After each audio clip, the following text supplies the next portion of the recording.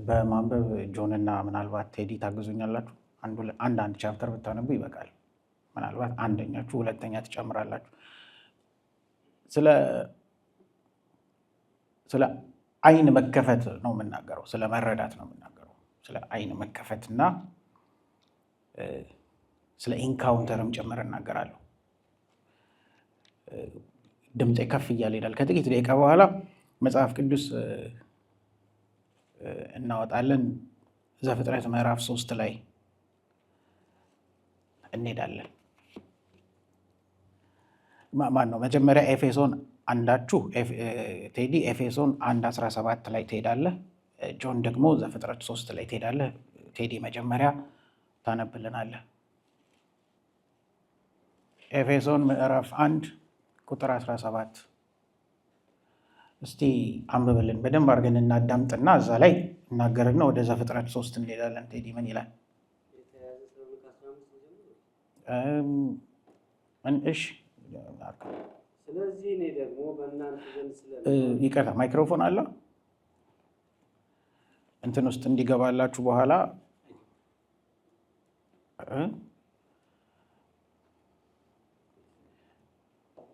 ነው። እሺ ኦኬ። በጌታ በኢየሱስ ክርስቶስ ስም አነበዋለሁ። ቁጥር 15 ምዕራፍ 1 ቁጥር 15 ጀምሮ እስከ 17 አነበዋለሁ። ስለዚህ እኔ ደግሞ በእናንተ ዘንድ ስለሚሆን በጌታ በኢየሱስ ስም ስለማመንና ለቅዱሳን ሁሉ ስለሚሆን መውደድ ሰምቼ ስለ እናንተ እያመሰገንኩኝ ስጸልይ ስለ እናንተ ማሳሰብን አልተውም። የክብር አባት የጌታችን የኢየሱስ ክርስቶስ አምላክ እርሱም በማወቅ የጥበብና የመገለጥን መንፈስ እንዲሰጣችሁ እለምናለሁ። እሺ፣ አሁን እዚህ ጋር ነው። በዚህ ሀሳብ ነው የምጀምረው። የጥበብና የመገለጥ መንፈስ እንዲሰጣችሁ እለምናለሁ። ከዛስ በኋላ ቁጥር 17 ላይ ጨርሰዋል። 17 እና 18 አብርሃም በበው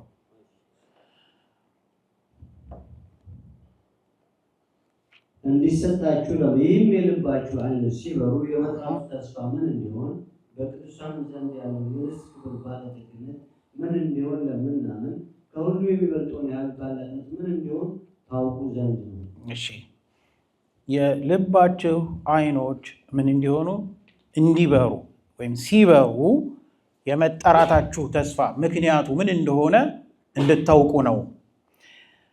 ስለዚህ ስለሚበራው ነገር ነው ማወራው። አሁን ስለሚበራው ነገር፣ ስለሚገለጠው ነገር፣ ስለ ኢንካውንተሩ ነው ማወራው። የእግዚአብሔር ቃል በግልጽ ነው በዚህ ጉዳይ ላይ የተለያዩ ቦታዎች ላይ የሚናገረውና ሰው እንዲሁ እየኖረ እየሄደ አልበራለት አልተገለጠለት ይሆናል። ድንገት የሚንቀሳቀስበት ቀን አለ። በኑሮ በሄደ ድንገት እግዚአብሔር ይመጣና በቃሉ ወይም ደግሞ በመገኘቱ ለዛ ሰው ይከፍትለታል። ያኔ ያ ሰው ህይወቱ ከዛን ጊዜ ጀምሮ ይቀየራል። አዲስ የሆነ እርምጃ መራመድ ይጀምራል። ጳውሎስ የሚናገረው ምንድን ነው? እለምናለሁ፣ እጸልያለሁ ስለ እናንተ ምን እንዲሆን? የልባችሁ ዓይኖች ይበሩ። ሌላ የሚበራ ዓይን አለ። እሱ ካልበራ በግምት ነው የሚካሄደው። እሱ ካልተገለጠ በስተቀር ሰው እያገለገለም እያለ እየዘመረም እያለ እዚህም ጋር መጥቶ እያለ ምንም እያደረገ እያለ ላይገባው ሁሉ ይችላል። ይሄ እስኪገለጥ ድረስ ነው አሁን ጳውሎስ ለእነኚህ ሰዎች እለምናለሁ እጸልያለሁ የሚለው። ግን አንድ ነገር ልንገራችሁ፣ እግዚአብሔር ብቻ ከእግዚአብሔር ጋር ብቻ ስንሆን ሳይሆን ክፉም ደግሞ የሰዎች ዓይን እንዲገለጥ ያደርጋል። ታውቃላችሁ አይደል? ይሄንን የሰዎችን ዓይን ይገልጣል። እና ሰይጣን አንዳንድ ጊዜ አጠገብ ሆነው ከሰይጣን ጋር ብዙ ግንኙነት ማለት ብዙ ውይይት፣ ብዙ ምክክር፣ ብዙ ንግግር የሚያበዙ ሰዎች ክፉ የሆነ መንገድን የሚጠርግላቸው ዓይን ይከፈትባቸዋል።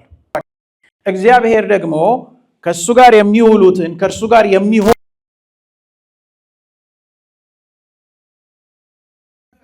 ዋናው ምንድነው? ሰውየው ከማን ጋር ነው ያለው? ከማን ጋር ነው እየቆየ ያለው? ከማን ጋር ነው እየተነጋገረ ያለው? ከማን ጋር ነው እየዋለ እያደረ ያለው?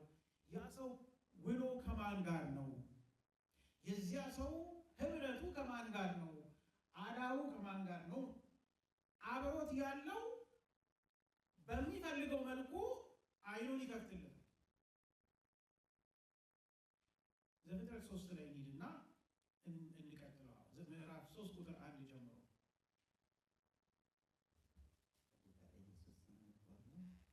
እባብም እግዚአብሔር አምላክ ከፈጠረው ከምድር አውሬ ሁሉ ይልቅ ተንኮለኛ ነበረ።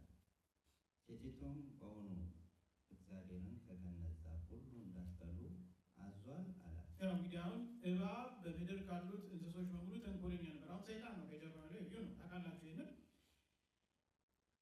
ንግግር አብሮ ማሳለፍ የሚያመጣውን ችግር ነው ልናይ የምንፈልገው። አብሮ መወያየት፣ አብሮ መዋል፣ አብሮ መነጋገር፣ አብሮ የሆኑ ህብረቶች ማድረግ፣ ጊዜ ማሳለፍ፣ አላስፈላጊ ሁኔታዎች ውስጥ መቀላቀል፣ እንደዚህ አይነት ነገሮች ሪዛልታቸውን ነው የምናየው። አይቀርም ይሄ ነገር ይቆራል።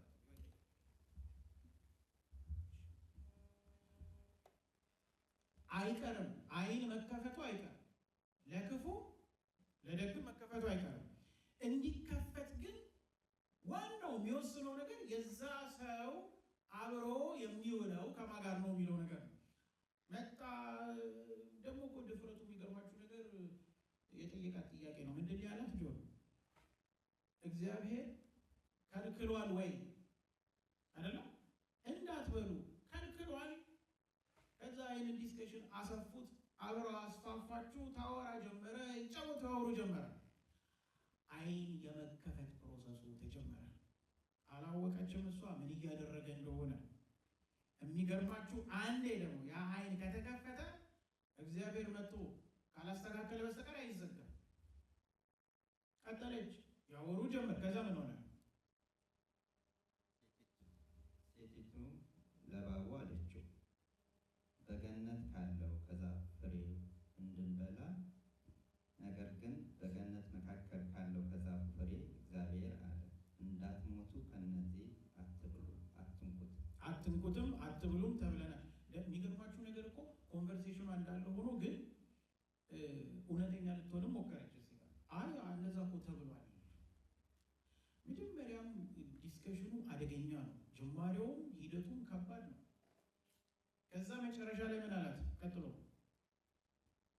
እባብም ለሴቲቱ አላት ሞትን አትሞቱ፣ ከእርሱ በበላችሁ ቀን ዓይናችሁ ሞትን ምን አትሉ ይላችሁ። አሁን ታርጌት እያገኘ ነው እሱ ያለው። እሷ ደግሞ ከመስመር እየወጣች ነው ያለው። ለዚህ ነው ወላጆች ልጆቻቸውን ከክፉ ልጆች ጋር አብራችሁ ምን አትበሉ፣ አትዋሉ፣ ተዉ፣ ከማይሆኑ ልጆች ጋር አትግጠሙ ይላሉ። ለምን እንደሆነ ታውቃላችሁ? ገጥመው ሄደው ተጫውተው ምን ብለው ሲመጡ ብለው ማያውቁትን ቃል ይዘው ይመጣሉ። ቤት ውስጥ ተሰምቶ የማይታወቅ ቃል ይዘው ይመጣሉ። ነቅተው ማያውቁትን መንካት ይጀምራሉ። ከዚያ ይዘው ነው የመጡት። ሰይጣን አሁን እባብን መጠቀም አያስፈልገውም። የሰዎችን አይን ለክፉ ለመክፈት ማዕት መክፈቻ መንገዶች አሉ። ብዙ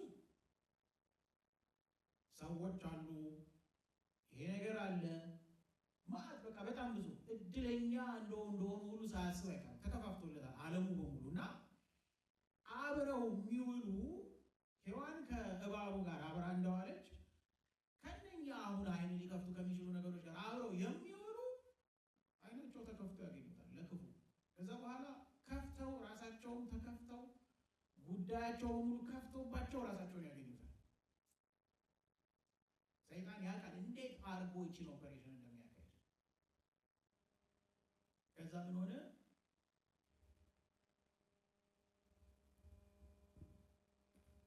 ከእርሱ በበላችሁ ቀን ዓይናችሁ እንዲከፈት እንደ እግዚአብሔር መልካምና ክፉን የምታውቁ እንድትሆኑ እግዚአብሔር ስለሚያውቅ ነው እንጂ። ሴቲቱም ዛፉን ለመብላት ያማረ እንደሆነ ለዓይንም እንደሚያስጎመጅ ለጥበብም መልካም እንደሆነ አየች። አሁን አንዴ እዚህ ጋር ምንድን ያለው? ይህንን ዲስከሽን ካሳለፉ በኋላ ሴቲቱ ዛፉ ምን እንደሆነ አየች ይላል። መልካም ለዓይንም ያማረ ምን የሚያደርግ የሚያስጎመጅ። በፊት እኮ ይህ አልነበረም።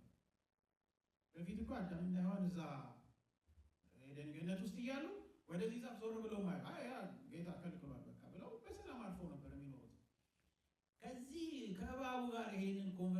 ፈቅዳ ካደረገች ጊዜ ካሳለፈች በኋላ በጣም የሚያስጎመጅ ሆኖ ይታያት ጀመር። አይኗ ምን ሆነ? ተከፈተ። ውጤቱ ይሄ እኔ ጎበዝ ክርስቲያን ነኝ፣ እኔ ኃይለኛ ጴንጤ ነኝ፣ እኔ አልበገርም፣ ኃይለኛ አገልጋይ ነኝ ብሎ አንዳንዶቹ የፈለጋቸውን ይሁኑ፣ ማንም ሰው ነው። አይኑ ይከፈታል።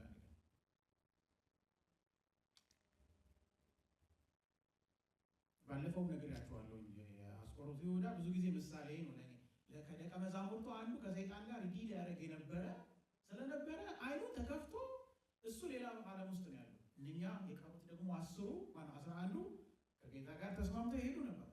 አይኑ የተከፈተለት ሰው በእግዚአብሔር ወይም ደግሞ አይኑ በጠላት ኃይል የተከፈተለትን ሰው ልዩነቱን ስታዩ ሰማይና ምድር እንኳን ይቀራረባሉ።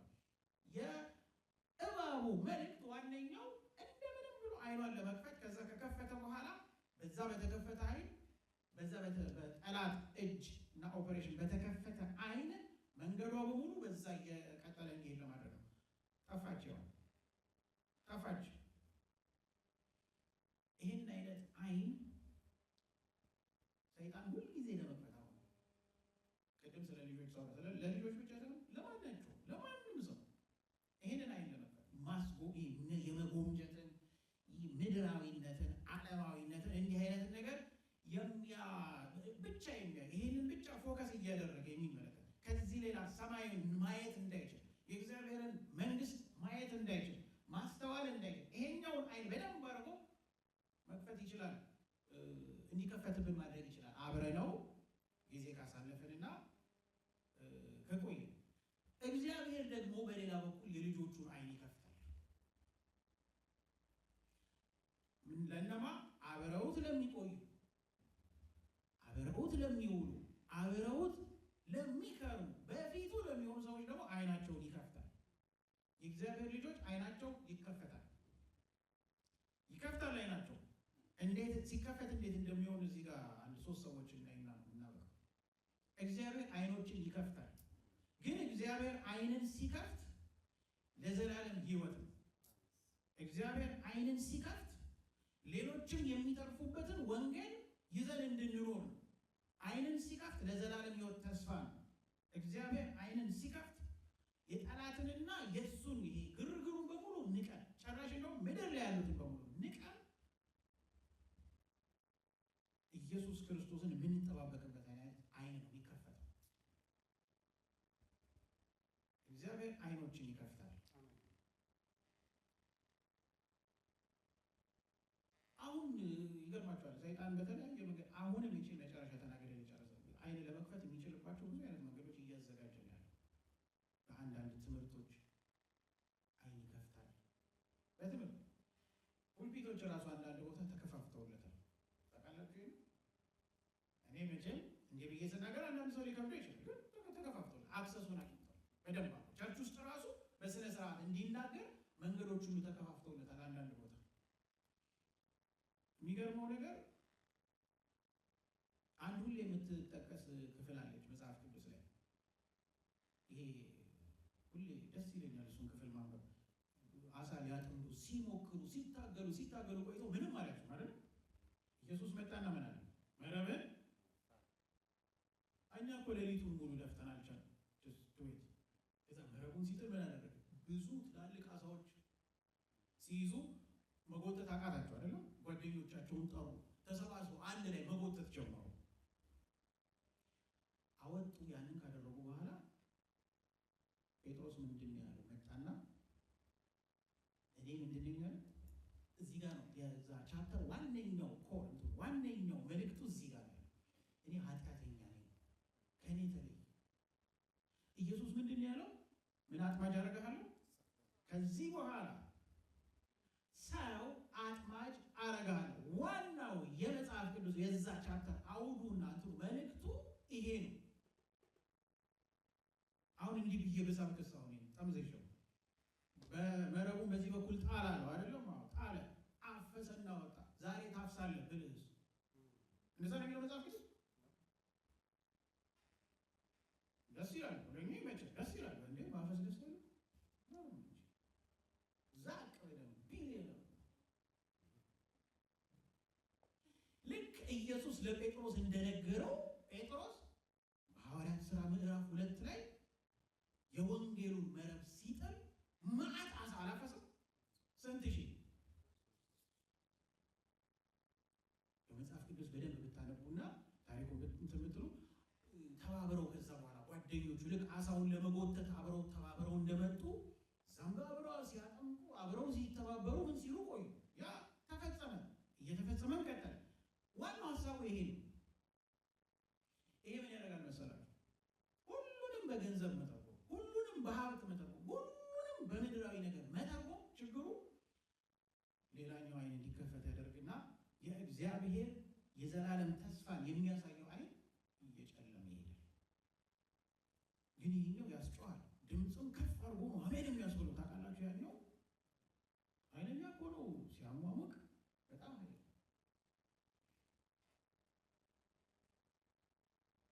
ያው ሰይጣንን በመከራከር ማሸነፍ አይቻልም፣ በመሳደብ ማሸነፍ በምንም ይሳደባል። አንተ እንዲህ ምናምን አይልም። እግዚአብሔር ይገስጽህ አለው ብቻ ተብሎ ነው የተጻፈው። ያማ የራሱ ቱል እኮ የራሱ መሳሪያ ማለት ስድቡም ድብድቡም ምኑ ሰይጣንን በነዛ ማሸነፍ ይችላል። አንዴ አንድ ሰው ውሻው አለ የተባለው ጌታ ውሻውን ደበደቡት አለ። ቀጠቀጡት። የሆነ ጥፋት አጥፍቶ ቀጥቀጥ ሲያደርጉት አልወጣላቸው አለ። በዱላ አልወጣ በእግራቸው አስተኝተው የገዛ ውሻቸው ነው ተደናገጡት። አልወጣላቸው አለ። ውሻው ዝም አስተኝተው አገጩን ሁሉ በቦክስ ውሻው ዝም አረኩመው እዛው በተኛበት ውሻውን ያዙና ንከስ አረጉት። ከዛ ውሻው ሲነክሱት ቀና አለና የረሳሁትን አታስታውሰኝ ግን በመንከስማ ቢሆን እመገባለሁ ማለት ነው። አታስትቸዋለሁ። ሰይጣንን በራሱ እንትን ማሸነፍ አይደለም፣ በስድብ አይሆን። ስለዚህ መዋል ከእግዚአብሔር ጋር አይንም እንዲከፈት ድንገት እያገለገሉ ያሉ ናቸው። ድንገት አይናቸው ሲከፈት ያየው። እየሰገዱ እያመለኩ ያሉ ናቸው። ድንገት አይናቸው ሲከፈት ያየው። መጽሐፍ ቅዱስ እየታዘዙ እየኖሩ ያሉ ናቸው። አይናቸው ድንገት ሲከፈት የምናየው መጽሐፍ ቅዱስ ላይ። ያኛው ተከፍቶ ይሄኛው ይከፈታል የሚባል ነገር ደግሞ የለም። አንድ ነው የሚከፈተው። አንደኛው አይን ይከፈታል፣ ሌላኛው ልክ ይሄንኛውን ጌታ ትተህ ይሄኛውን ትከተላለህ እንደሚል ኢየሱስ ባለጠግን ይሄ ገንዘብን እንደ ጌታ አድርጎ ይመስለውና እሱን ትተዋለህ፣ ይሄኛውን ትጠጋለህ። አንዱ ነው የሚከፈተው። ይሄኛውንም ተከፍቶለት ያኛውም አት ሴም ታይም ሊከፈት አይችልም። ስለዚህ ይህን ነው የሚቀጥለውን ክፍል የማቴዎስ ወንጌል ላይ ምዕራፍ 17ን ሄደን እሱን እናነብና አንዳንድ ነገሮች ተናገሬ ምዕራፍ 17 ቁጥር 1 ጀምሮ ማን ነው ያነብልኝ? ቀድሞ ተከወለታችሁ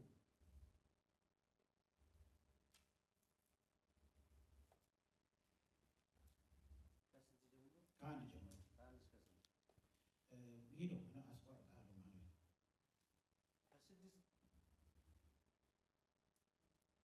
ከስድስት ቀን በኋላም ኢየሱስ ጴጥሮስን፣ ያዕቆብን ወንድሙንም ዮሐንስን ይዞ ወደ ረጅም ተራራ ብቻውን አወጣቸው። በፊታቸውም ተለወጠ። ፊቱም እንደ ፀሐይ በራ፣ ልብሱም እንደ ብርሃን ነጭ ሆነ። እነሆ ሙሴ፣ ኤልያስ ከእነርሱ ጋር ሲነጋገሩ ታዩአቸው። ጴጥሮስም መልሶ ኢየሱስ ጌታ ሆይ በዚህ መሆን ለእኛ መልካም ነው። ብትወድስ በዚህ 3 ዳስ አንዱን ለአንተ፣ አንዱን ለሙሴ፣ አንዱን ለኤልያስ እንስራ አለ። ሦስቱን ደቀ መዛሙርት ይዟቸው ወደ ተራራ ላይ ወጣ። ከዚያስ በፊታቸው ምን አለ? ተለወጠ። እኔ ራእይ እያዩ እንዳይደለ አውቃለሁ። ይሄ ራእይ አለ፣ ሪል የሆነ ነገር ነው። በፊታቸው ምን አለ? ተለወጠ። ፊቱ እንደሚያበራ ሆነ። ሌላ ከሚችለው በላይ ነጭ ሆነ። እነኚህ ደቀ መዛሙርት በመከተላቸው የተገለጠላቸው ነገር ነው። አብረውት በመሆናቸው ድንገት አንድ ቀን የሆነ ነገር ነው ተገለጠላቸው። ሲገለጥ ይኸውላችሁ ቅድም ሔዋን ያኛው አይኗ ሲበራ እግዚአብሔር የከለከለው ነገር ጣፋጭ መስሎ ታያት። አዳምጤ የሚያስጎመጅ ለአይን የሚያምር ሆኖ ታያት አይደለም? ጠላት የከፈተው አይን ሲከፈት፣ እዚህ ጋር ደግሞ ልክ ኢየሱስ አይናቸውን ከፍቶ ይሄንን ሲያሳያቸው ከዛ ጴጥሮስ ምን አለ? እዚህ ምን እንስራ አለ? አሁን ያቋረጥከው ጋር አንዱን ለኤልያስ አንዱን ለሙሴ አንዱን ለኤልያስ እንስራ አለው። እርሱም ገና ሲናገር እነሆ ብሩህ ደመና ጋረዳቸው። እዚህ ጋር እንዲያቆመው ይኸውላችሁ ይሄኛው አይን ሲገለጥ ለእኔ ልስራ አላለም ጴጥሮስ። ለቶማስም አላለም፣ ለዮሐንስም አላለም። አንዱን ለአንተ፣ አንዱን ለኤልያስ፣ አንዱን ለሙሴ ሶስቱን አይደል ያሉት? ለእናንተ ለሶስታችሁ ልስራና በዚህ መሆኑን ለእኛ መልካም ነው። ከዚህ አንሂድ በቃ። የትክክለኛው አይን መከፈት ምልክቱ ይሄ። ምድርስ ታች ያሉ የሚጠብቁ ሰዎች ጴጥሮስ ረሳቸው፣ ያስረሳል። በቃ እዛው እኮ ሊቀር ነው። አሁን ኢየሱስ ከተራራ ወርዶ መሰቀል አለበት፣ መሞት መነሳት አለበት፣ ስንት ነገር አለ። እኛ ሁሉ ምንተርፍ ምንድንበት ወንጌል መፈጸም አለበት። ግን ይሄኛው አይን ሲገለጥ፣ ይሄኛው አይን ሲበራ ምድር ላይ ያለውን በሙሉ ያስረሳል። የመገለጡ ይሄ ድንገት አይናችን ብርት ማለት በእግዚአብሔር እጅ የሆነ ነገር እንደተገለጠልን የምናውቀው ምድርና በምድር ያሉትን ነገሮች ሙሉ ለሙሉ መናቅ ስንጀምር፣ አለበለዚያ ገና ነው። የሚያስፈልጉ ናቸው ማለት እንኖራለን። ስንኖር ልብስ ያስፈልገናል። ምን እኔ እሱ ምንም ጥያቄ ግን አያንሰበስቡ። በቃ እርግፍ አድርገን እንተዋቸዋል። ጠቅላላ ልባችን በሙሉ እዛ ነው የሚሆነው። አይን ሲከፈት እንደዚህ ነው የሚሆነው። በቃ ለአንተ ለኤልያስ ለሙሴ ልስራና እዚሁ እንሁን። እዚሁ ለእኛ መሆን ደስ አለው። ያችን ኢንቫይሮመንት ነው ሁላችን ልንፈልግ የሚገባው እና ከዚያ ሚኒላ መጨረሻ ላይ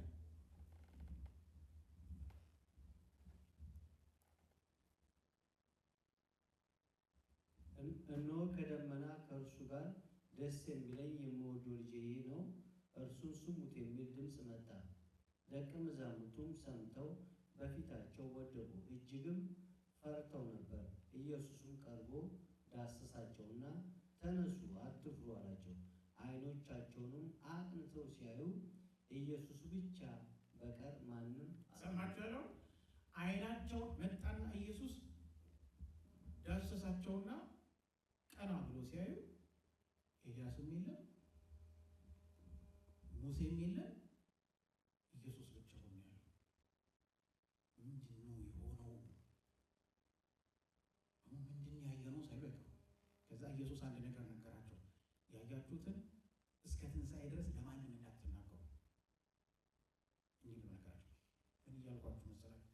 ኢየሱስ ክርስቶስ ዓይንን ሲገልጥ ምድርን የሚያስገድ ማንነት ውስጣችን ይገባል። ምንም በቃ እንድንንቃት ምንም እንዳይደለች እንዲያደርግ ነው መጽሐፍ ቅዱስ። ዓለምን ወይ በዓለምን የሚወድ የአባት ፍቅር በእርሱ ይሄን ነው መጽሐፍ ቅዱስ ላይ የተጻፈው እኛ ላይ ነው በቃ የሚፈጽመው። ልክ ዓይን ሲገለጥ እንዲህ ነው የሚሆነው።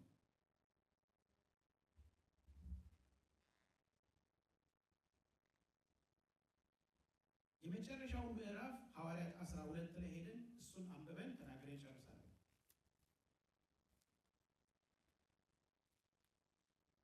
ዛሬ እንደውም ጊዜ ነበር ግን ያው ያጥራል ብዬ ስለሰበሩ ቶሎ ሐዋርያት 12 ላይ ሄደን እሱ ላይ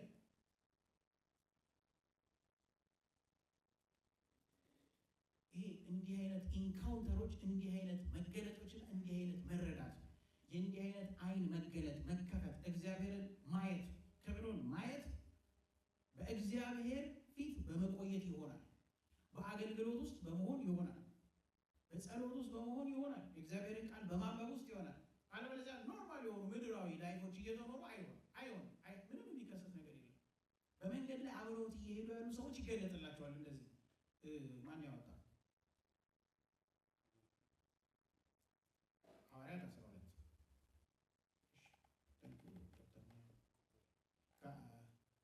የሐዋርያት ሥራ ምዕራፍ 12 ከ1 ጀምሮ።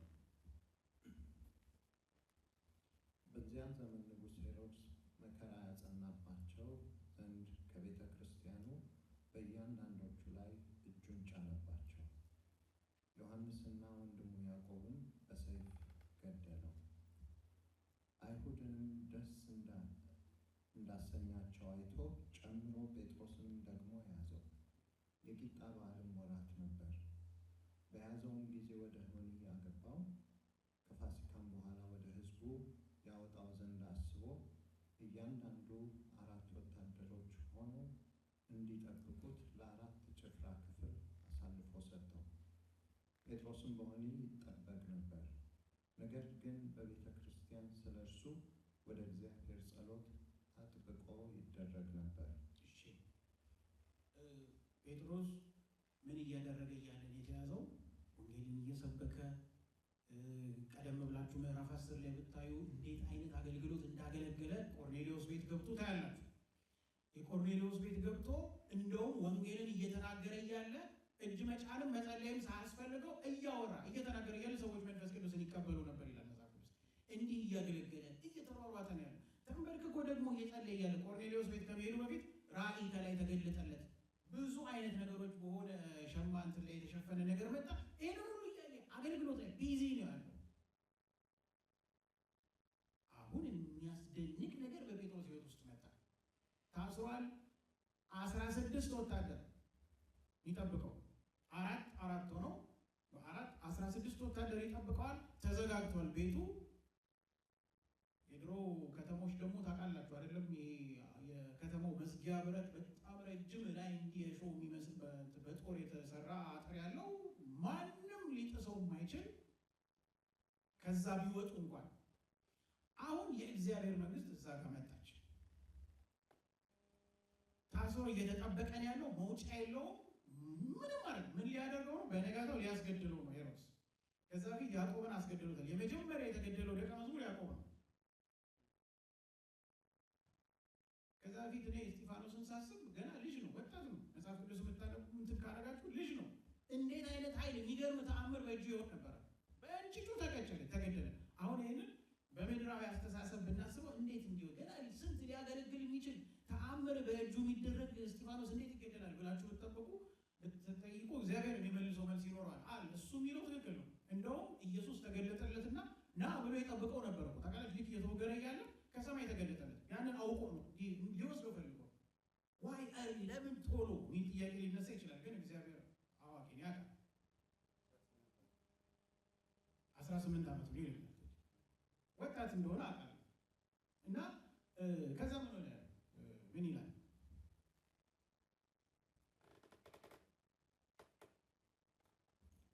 ሄሮድስም ሊያወጣው ባሰበ ጊዜ በዚያን ሌሊት ጴጥሮስ በሁለት ሰንሰለት ታስሮ ከሁለት ወታደሮች መካከል ተኝቶ ነበር። እሺ፣ ጴጥሮስ አንዱ ወታደር በዚህ በግራ በኩል አንደኛው በቀኝ በኩል ይጠብቀዋል። እጅና እግሩ በምን ታስሯል? በሰንሰለት ታስሯል። እየተጠበቀ ነው።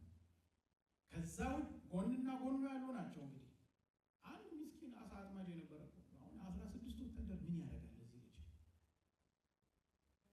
ከዛ እነሆም የጌታ መልአክ ቀርቦ በቤቱም ውስጥ ብርሃን በራ። ጴጥሮስንም ጎድኑን መጥቶ አነቃውና ፈጥነህ ተነሳ አለው። እሺ፣ ድንገት የእግዚአብሔር መልአክ እዚያ እስር ቤት ውስጥ ዘው ብሎ ገባ። ያው ታውቃላችሁ መናፍስት ናቸውና መላእክት አንኳኩተው ካልከፈታችሁ አልከፍትም አለኝ ብለው ሊናገሩ አይሄዱ። መግባት ነው ማንኳኳት ማለት ፈቃድ የማያስፈልግ መግባት ሲፈልግ ይገባል። የፈለገበት ቦታ ይገባል። ገባ እስር ቤት ውስጥ ማንኛው መልአክ እንደሆነ ስሙ እዚህ ላይ አልተጻፈም። ገባና ልክ እዛ ውስጥ ሲደርስ ያው ድሮ መብራት የሚባል የለም ታውቃላችሁ። የሆነ የሚነድ እሳት ነገር አድርገው በሱ ብርሃን ነው የሚጠቀሙ የነበረው እና ልክ እሱ ሲገባ ቤት ውስጥ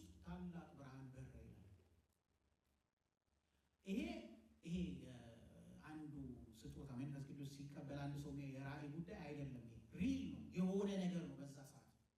ከዛ ምን ሆነ ይላል? ሰንሰለቶቹም ከእጁ ወደቁ። መልአኩም ታጠቅና ጫማን አግባ አለው። እሺ ጴጥሮስ ምን ሆኖ ነበር ይላል? ተኝቶ ነበር ይላል አይደለም? ዲፕ ስሊፕ ውስጥ ነበር ጴጥሮስ።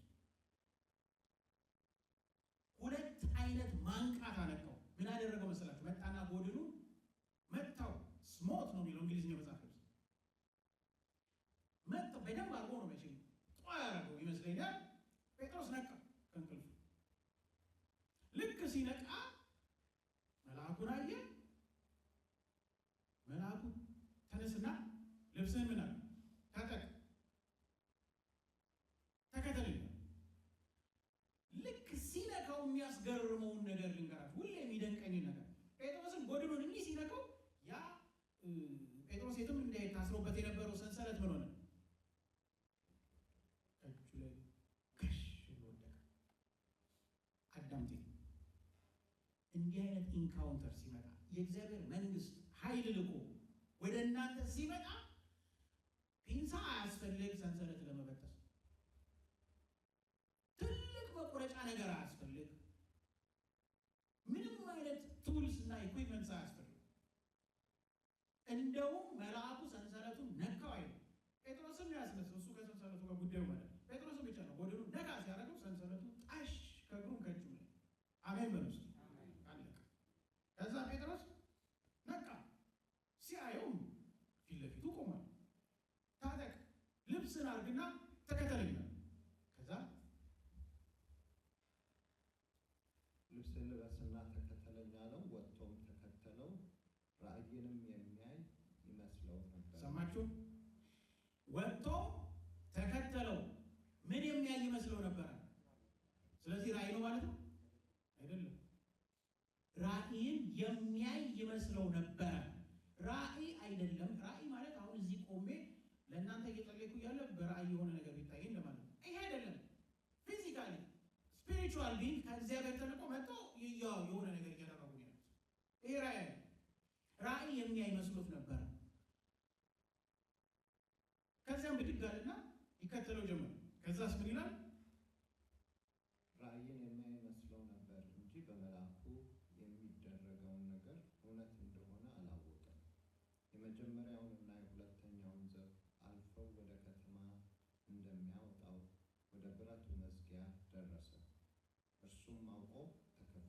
እርሱም አውቆ ተከፈተላቸው። ወጥተው አለፉና የመጀመሪያውን ሁለተኛውንም አለፉ። ከዛ በኋላ ዋነኛ የከተማው መዝጊያ ጋር ደረሱ። የእግዚአብሔር መንግስት ስትገለጥ በእናንተ ህይወት ላይ ነግራችኋለሁ። ምድራዊ መፍቻ፣ መግጠሚያ፣ መቀንጠሻ ምናምን መጥረቢያ አያስፈልግም። አውቆ ነው ሰንሰለቱ። ቅድም መልአኩ ሲነካው ጴጥሮስም ሰንሰለቱ አውቆ ነው ብጥስ ብሎ የወደቀው። በሩ ጋር ሲደርሱም በሩ አውቆ ያውቃል። እንዴ በር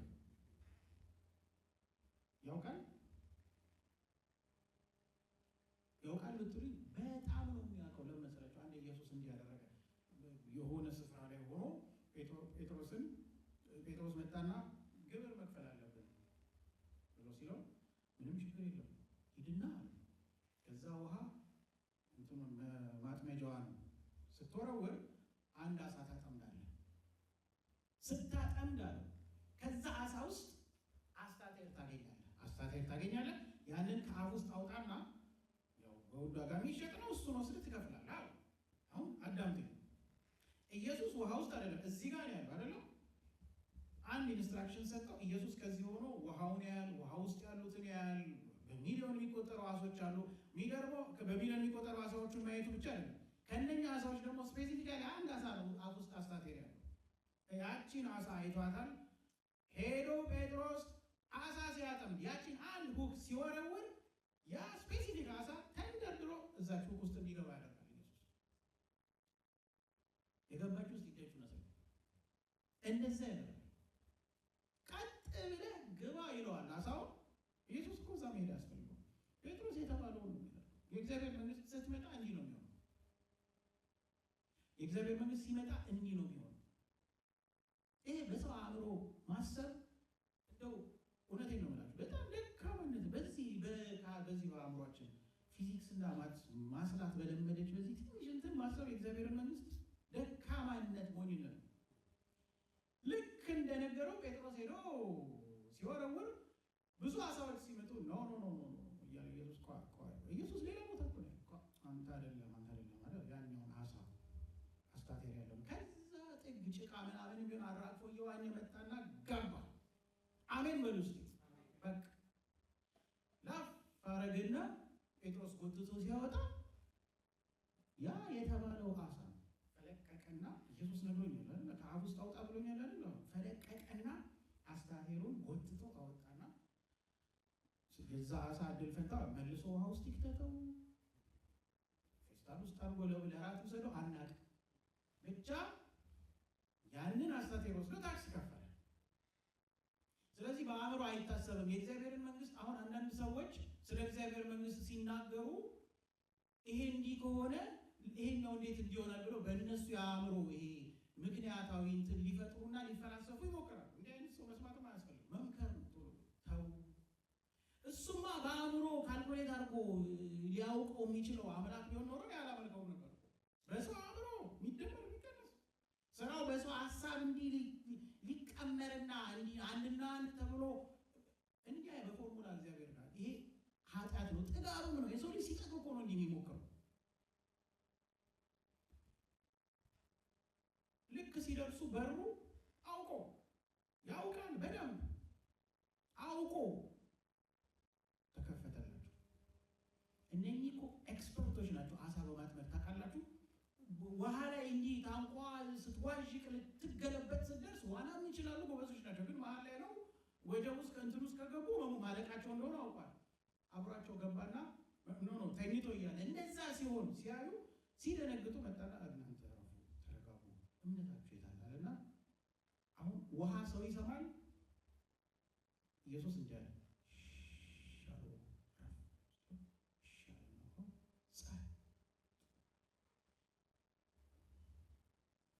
የእግዚአብሔር መንግስት ስትመጣ የሰው ፎርሙላ 0% ይሆናል።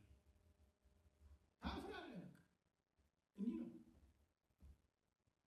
ከዛ ምን ይላል?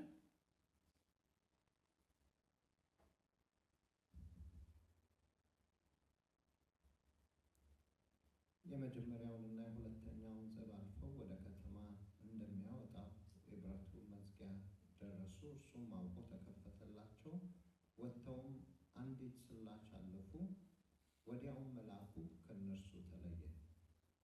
ጴጥሮስም ወደ ልቡ ተመልሶ ጌታ መልአኩን ልኮ ከሄሮድስ እጅና የአይሁድ ሕዝብ ይጠብቁት የነበረውን ሁሉ እንዳዳነኝ አሁን በእውነት አወቁ አለ። ወደ ምኑ ተመልሶ? ወደ ልቡ። ተመልከቱ። አሁን ራእይ የሚያይ መስሎት ነበር እንጂ ራእይ አይደለም። አንድ እኔ የሚገርመኝ ራእይ አለመሆኑ እኮ ብቻ አይደለም። ራእይ አለመሆኑ ብቻ አይደለም። አሁን ደግሞ ወደ ልቡ ተመለሰ ይላል። ሰማችሁኝ ብሎ ወደ ልቡ ተመለሰ። በሙሉ ልቡ አልነበረም ጴጥሮስ። ራእይም ደግሞ አይደለም የሚያየው። ምን አይነት ሁኔታ ውስጥ ብትሉኝ የእግዚአብሔር መንግስት መጣ። በቃ አብሮት ነበር። እዛ የሚቆነውን አይነት ነው የሆነው ጴጥሮስ ብዬ አምናለሁ። ልክ ተራራ ላይ ሁሉ በቃ እዚሁ ነው ብሎ እንዳለ እንደዛ አይነት ስቴት ውስጥ ከተተው። ወደ ልቡ ተመለሰ ይላል። ልክ ወደ ልቡ ሲመለስ እውነትም እግዚአብሔር መልአኩን ልኮ ሊገለኝ ከነበረው ከሄሮድስ በነጋታውን ከመገደል አዳነኝ ብሏል። የእግዚአብሔር መንግስት እንዲህ ታደርጋለች። ግን ይሄ የሚሆነው ለሚጸኑ፣ ለሚተጉ፣ ለሚበረቱ፣ ቃል ውስጥ ለሚቀጥሉ፣ ለሚያመልኩት፣ ያኛው አይን እንዳይከፈት ለሚጠነቀቁ። ያኛው አይን መከፈት ሲጀምር መንፈሳዊ ነገር እያደበዘዘ እየደባለቀ ይሄዳል።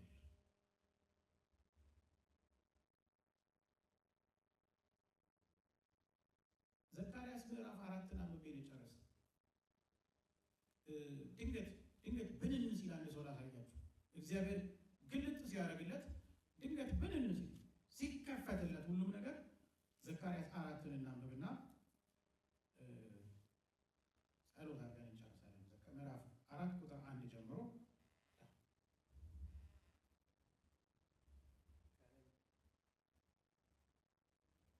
ከእኔም ጋር ይነጋገር የነበረው መልአክ ተመልሶ ከእንቅልፉ እንደሚነቃ ሰው አነቃኝ። ሰማችሁ? ከእኔ ጋር ይነጋገር የነበረው አሁን ዘካርያስ ከእግዚአብሔር መልአክ ጋር እዛ አብሮት ከነበረው ከእግዚአብሔር ጋር እንደዚህ እያወራ ነው ያለው። በዚህ መንገድ ላይ ያለው እና ከምን እንደሚነቃ ሰው አነቃኝ አለ። ግን እንቅልፍ ወስዶኝ ነበር ነው የሚለው። ልክ ከእንቅልፍ ተኝታችሁ እያለ አንድ ሰው መጥቶ ተነሽ ተነሽ ተነሽ ሲላችሁ ትነቃላችሁ አይደል? ለካ የዛን ያህል ነው ቆመን የተኛ ነው።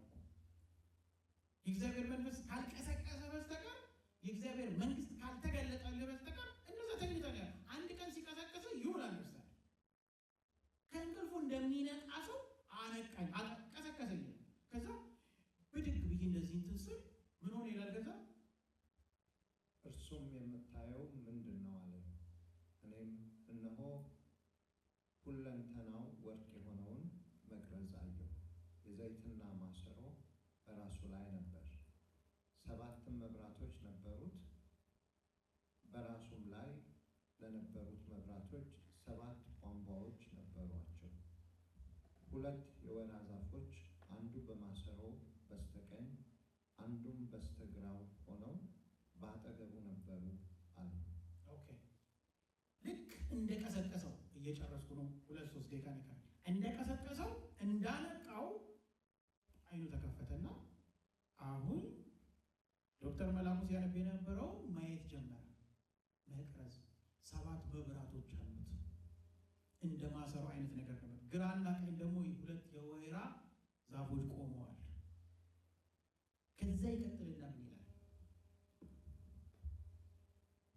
ከኔ ጋር ይነጋገር ለነበረው መልአክ መልሼ ጌታዬ ሆይ እነዚህ ምንድን ናቸው አልኩት።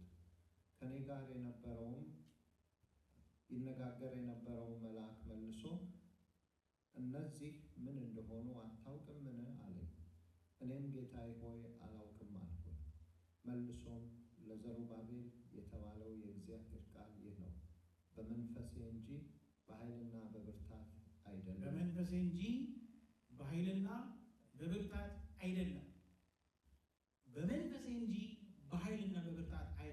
በሰው ፍልስፍና አይሆንም፣ በሰው ኖሌጅ አይሆንም፣ በፊዚክስ እውቀት አይሆንም፣ በሀብት ብዛት አይሆንም፣ በኮኔክሽን አይሆንም። እነዚህ ሁሉ ፉርሽ ናቸው። እግዚአብሔር መንግስት ጋር ሲመጣ እራሱ ከኪንግደሙ ጋር ኮኔክት የሚያደርግ ሰው ብቻ ነው የሚገለጥለት። አይሆንም፣ በዝምድና አይሆንም፣ በሽርክና አይሆንም። ለጊዜው ምድር ላይ የሚጠቅሙ ነገሮች ሊኖሩ ይችላል። አይሆንም። የእግዚአብሔር መንግስት ሲመጣ ሊሰራ ሊገልጥለት ለፈለገው ለአንድ ሰው ይገልጥለታል። ሰው በመንፈሴ ብቻ ነው አለ። በኃይል በጥበብ በእውቀት በችሎታ አይደለም። የሚገርማችሁ ከዛ ወይራ የሚወጣው እንትን እሳቷን መብራቷን ይህንን የ7ቱን መብራቶች እየቀጠለ እንዲበራ ያደርገዋል። ለዚህ ነው ድሮ አንድ እሳቱ ይንደድ ወንጌሉ ይብራ እስከ ፍጻሜው እያለ እዚህ ይላችኋል የሚዘመሩ መዝሙር ነበረ። በእግዚአብሔር መንፈስ ነው ሁሉ ነገር የሚሆነው። ስለዚህ አንቀላቅል፣ አሁን መቀላቀል አያስፈልግም። ይሄ ፊዚክስ እና ኬሚስትሪውን ከእግዚአብሔር መንግስት ጉዳይ እዚህ አርፎ በአቅማችን እነሱን እንማራቸዋለን። ኤም አገኘን ሲ እንማራለን። እነሱ ለእንጀራ ነው፣ ምንም ችግር የለም። የእግዚአብሔር መንፈስና የእግዚአብሔር መንግስት ነገር ግን በወንጌሉ መሰረት ብቻ ነው የሚሆነው፣ በመገለጥ ብቻ ነው የሚሆነው። ሰው ካልተገለጠለት በስተቀር ወይ ሲከራከሩ ወይ ራሱ ሲያደክም ነው የሚሆነው። ሲያደክም ይሄኛው ሳይሆን የእግዚአብሔር ኃይል ብቻ አይናችንን ይግለጥ። ያኛው ሳይሆን እንደ ወንጌሉ አይን የእግዚአብሔር ጣት ትምጣና አይኖቻችንን ታብራ፣ አዲስን ነገር ትግለጥልን። ኢየሱስ ክርስቶስ ይህንን ያደርጋል። እንዲገለጥልን ነው የተገለጠው። ወደ ምድር መጥቶ እንዲገለጥልን የፈለገው ነገር ሁሉ ይገለጥልን። እንጸልይ። ቁጭ እንዳለ እንደስ